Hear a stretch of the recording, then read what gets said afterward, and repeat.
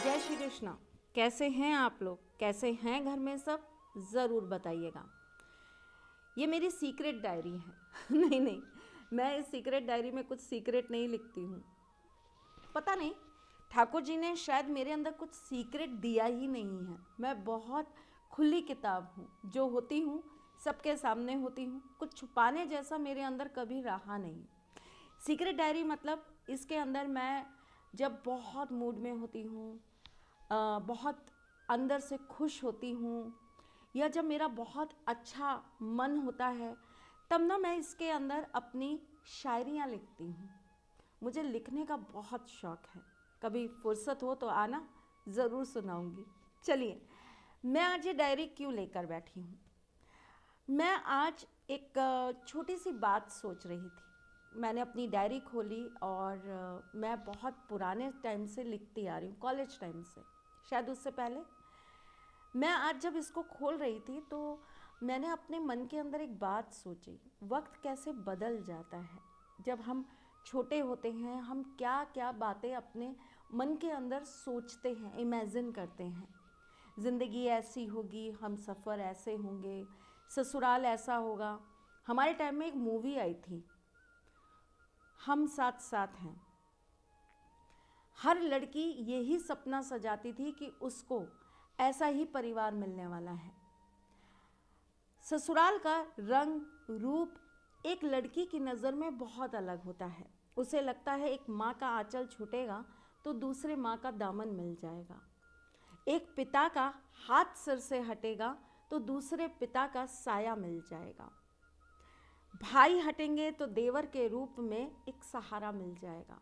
और पति, वो तो हमारी पूरी दुनिया होगा, जो हमें समझेगा, जानेगा, पहचानेगा। जो बात शायद हम अपने माँ बाप को ना कह पाए, अपनी दोस्त, अपनी सहेलियों को ना बता पाए, वो बातें हम उनसे कर पाएंगे। उनके सामने हम वो होंगे जो हम हैं, अच्छे, बुरे, सही, गलत। वो हमें हर रूप, हर रंग में बस अपना बना लेगा। वो ऐसा इंसान होगा जो पूरी दुनिया में सिर्फ मेरा होगा, जिस पर मेरा अधिकार होगा, जिस पर मेरा एक राज होगा, और उस पर मेरा अधिकार इतना ज़्यादा होगा कि वो मेरी ही पर्सनल प्रॉपर्टी होगा। ये अनुभव कुछ ऐसा है जैसे हम अपने खुद के स्वयं के घर में रह रहे हों और नाज से बताएं ये मेरा घर है, मैं इस घर की मालकिन हूँ। बस उसी तरह से उनके ऊपर भी मेरा ऐसा ही अधिकार होगा, जिसको बोलते समय मुझे गर्व होगा, बताते समय चेहरे पे मुस्कान होगी और दिल में एक अलग ही अनुभव होगा। पर वक्त के साथ जब हमारे सामने हकीकत आने लगती है, लोगों के चेहरे आने लगते हैं, तो हमें पता चलता है कि हमारा देखा हुआ सपना सच में सपना था, जो रात की गहराई में तो देखा गया लेकिन उसमें सच कुछ भी नहीं था। वो रात की काली सन्नाटे वाली उस रात की गहराई में ऐसा डूब गया कि उसमें कुछ भी उजाला था ही नहीं। बात बहुत गहरी कह रही हूँ, शायद इसलिए क्योंकि अभी अभी अपनी सीक्रेट डायरी पढ़ के चुकी हूँ, पर बात अंदर से महसूस करके कह रही हूँ। जब भी कोई औरत अपने पति से परेशान होती है, उससे अच्छा व्यवहार नहीं पाती है, हर समय उससे तिरस्कृत होती है, डांट खाती है, गालियाँ खाती है, बुरे बातें सुनती है, बुरे वचन सुनती है, तब उसके अंदर कुछ मर जाता है, तब उसके अंदर कुछ ख़त्म हो जाता है। वो बच्ची ख़त्म हो जाती है, वो लड़की ख़त्म हो जाती है जो बहुत सारे सपने सजा कर आई थी, जो बहुत सारे रंगों को अपने साथ अपने आंचल में बांध कर ले आई थी। वो ख़त्म हो जाती है और ये एक तरह की आत्महत्या है जो हर औरत इस फेज़ में आकर कर लेती है। शरीर ज़िंदा रहता है, चल रहा होता है, हाथों से काम हो रहे होते हैं, ज़बान से बातें हो रही होती हैं, पर अंदर वो लड़की मर चुकी होती है। 99.9% औरतों का यही हाल है ना? ज़रूर बताना। पर मैं हर बार यही कोशिश करती हूँ कि किसी ना किसी तरीके से आपके इस दर्द को, आपके इस गम को ख़त्म कर दूँ। आज भी मेरा प्रयास यही है। और मैं कौन हूँ जो ये सब कर रही हूँ? मैं आपकी एस्ट्रोलॉजर हूँ, वास्तुशास्त्री हूँ, चेहरा भी पढ़ती हूँ, आवाज़ भी पढ़ती हूँ और हाथों की लकीरें भी पढ़ लेती हूँ। आपकी सारथी हूँ, इसलिए आपको जीवन का सार बताने चली आती हूँ। मेरे पास एक शक्ति है, मेरे पास एक ज्ञान है, एक हुनर है, जिससे मैं ये जान सकती हूँ कि ऐसा आपके साथ क्यों होता है। कोई मैजिक नहीं है, कोई चमत्कार नहीं है, ना ही मैं कोई आपके दिमाग को पढ़ पा रही हूँ, ना, मैं सिर्फ गणना कर पाती हूँ। उस हिसाब से मैं आपको बता सकती हूँ कि आपके साथ ऐसा क्यों हो रहा है। पति के बुरे व्यवहार होने के 3 कारण होते हैं। सबसे पहले आपका गुरु, दूसरा आपका मंगल और तीसरा आपकी कुंडली में बैठा हुआ आपका शुक्र। गुरु जो आपके वैवाहिक सुख का कारक है, जो आपको विवाह के बंधन में बांधता है, जो आपको आपके आत्मा के साथी के साथ मिलाता है। सोलमेट इंग्लिश में बोले तो, अंग्रेजी में सोलमेट और हिंदी में बोले तो आत्मा का साथी। आपकी आत्मा को दूसरी आत्मा से जो मिलाने का काम करता है, जो आपका साथी है जन्म जन्मांतर से, हमेशा से, उससे मिलाने का जो काम करता है वो कौन करता है? गुरु ग्रह करता है। क्यों? क्योंकि गुरु ज्ञान के कारक हैं, गुरु आत्मा के कारक हैं। मुझे इस बात पर एक और बात ध्यान आ गई। अब आप कहेंगे कि कहाँ की बात कहाँ पहुँचा दी, पर याद आ गई, बता दूं प्लीज़, पेट में दर्द हो जाएगा। 2012 की बात है, मैं एक सेमिनार में गई थी और वहाँ पर देश के जाने माने विद्वान ज्योतिषी आए थे। उनमें से एक थे जो अब नहीं रहे और हमारे देश में उनका बहुत नाम था, आपने भी सुना होगा, बेजान दारूवाला साहब। वो वहाँ पर मेरे साथ थे। चूँकि उस समय मेरी उम्र बहुत कम थी और लोग हमेशा मुझे मेरी उम्र से ही पहचानते हैं। हमेशा उनको यही लगता है कि ये क्या बताएंगी, इनके अंदर कहाँ ज्ञान आएगा। एक तो स्त्री, ऊपर से कम उम्र, तो आप खुद समझ सकती हैं एक औरत होके कि क्या क्या चीज़ें मैंने सुनी होंगी और सही होंगी। खैर, तो वहाँ पर एक और बहुत ज्ञानी इंसान बैठे थे, उनका नाम नहीं लूँगी पब्लिकली।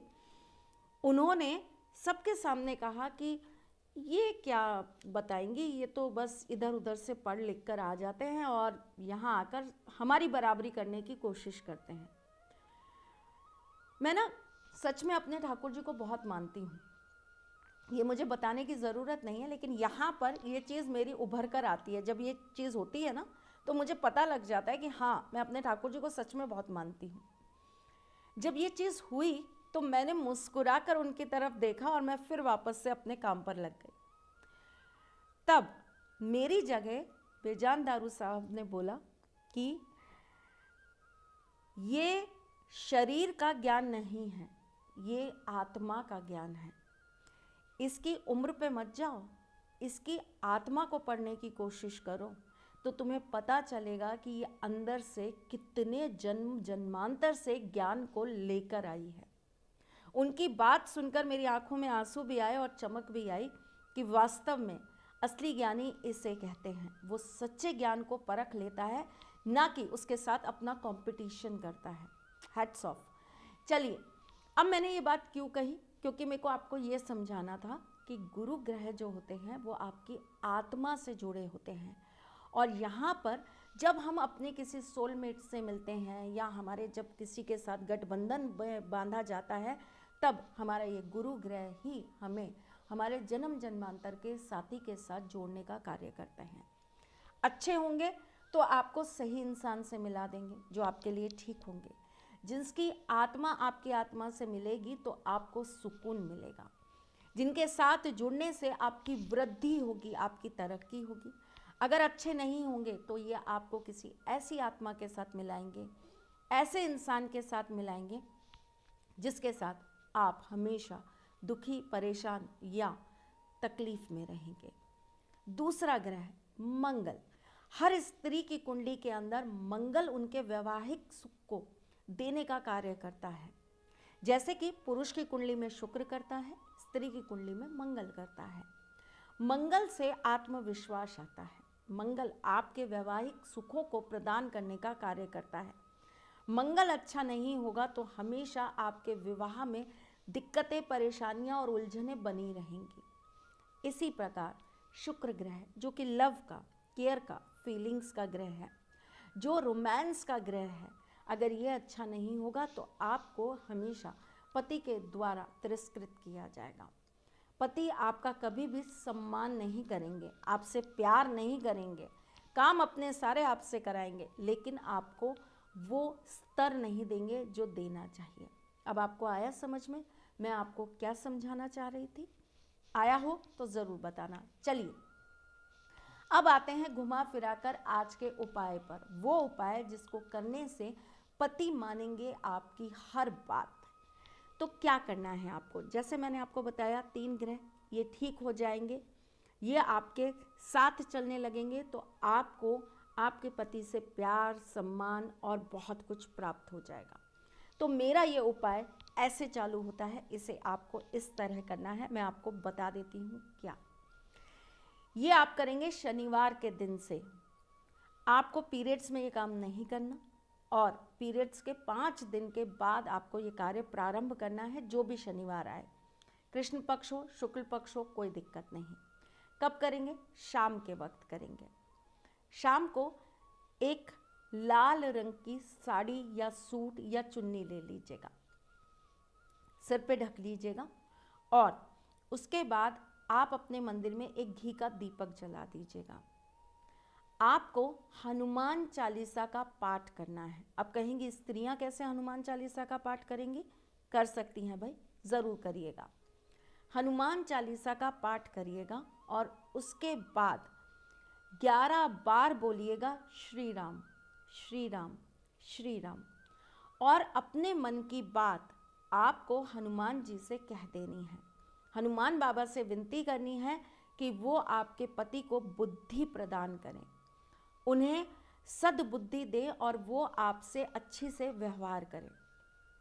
ये कार्य आपको शनिवार को करना है। उसके बाद आपको जो मंगलवार आएगा उस दिन एक रोटी बना लेनी है। रोटी के ऊपर आपको घी से लिख देना है रम, र के ऊपर अंग की मात्रा रम। उस रोटी के ऊपर आपको थोड़ा सा चीनी डालकर प्रभु को भोग लगा देना है और उसके बाद आपको वहीं पर एक घी का दीपक प्रज्वलित करना है। एक कटोरी के अंदर आपको सिंदूर रख लेना है। कौन सा सिंदूर रखेंगी? जो हनुमान जी को चढ़ता है, पीले रंग का, ऑरेंज कलर का। एक कटोरी में वो सिंदूर रख लेंगी। आपको वहीं पर बैठकर 11 बार वापस से श्री राम का जाप करना है। उसके बाद आप ये रोटी ले जाकर गाय को खिला देंगे, ठीक। और ये जो सिंदूर है इसका एक तिलक कैसे भी कर कर आपको अपने पति के सिर पर लगा देना है। अब बहुत सारी मेरी बच्चियां ऐसी हैं जिनके पति साथ नहीं हैं, उनसे दूर रहते हैं, लगवाएंगे ही नहीं, मानेंगे ही नहीं। क्या करती रहती हो तुम ये सब फालतू की चीज़ें, यूट्यूब पे देखती हो और ये सब करने चली आती हो। कोई बात नहीं, मत परेशान होना, उनकी फ़ोटो लेना, उस पर लगा देना। चलिए अब आपको क्या करना है। अब तीसरा सबसे बड़ा उपाय जो आपको करना है, आपको गुरुवार के दिन अपने पति की एक छोटी पासपोर्ट साइज फ़ोटो ले लेनी है। शमी के कुछ पत्ते ले लेने हैं। शमी के बहुत छोटे छोटे पत्ते होते हैं, तो आपको कुछ पत्ते ले लेने हैं, 5, 10, 15, कुछ भी जो आपको समझ में आए। उनकी फ़ोटो के पीछे थोड़ा सा शहद लगा दीजिए और उसके ऊपर शमी के पत्ते चिपका दीजिए। इस फोटो को लाल कपड़े में बांध दीजिए और बांधने के बाद इसे आप अपने यूज़ करे हुए बिना धुले कपड़े के साथ लपेट कर अपनी अलमारी में रख लीजिए। ये 3 काम करके देखिए, आपके जीवन में ऐसा परिवर्तन आएगा जो आपने सोचा नहीं होगा। पति आपकी सारी बात मानेंगे, लेकिन ध्यान रखिएगा ये एक के बाद एक होगा। ऐसा नहीं होगा कि मंगलवार का काम पहले कर लिया, शनिवार का बाद में कर लिया। जैसे बताया है वैसे ही करेंगे आप। चलिए जी, अब कुछ और टिप्स जो मैं आपको दे देती हूँ। बेडरूम के अंदर बहुत ज़्यादा नेगेटिविटी रहती है, तो हमेशा आप अपने पति का सिर दक्षिण की तरफ करके उन्हें सुलाना चालू कर दीजिए। पति के तकिए के नीचे एक छोटी सी पुड़िया सिंदूर की रखिए। सिंदूर कौन सा? लाल वाला, जो हम मांग में भरते हैं, रख दीजिए।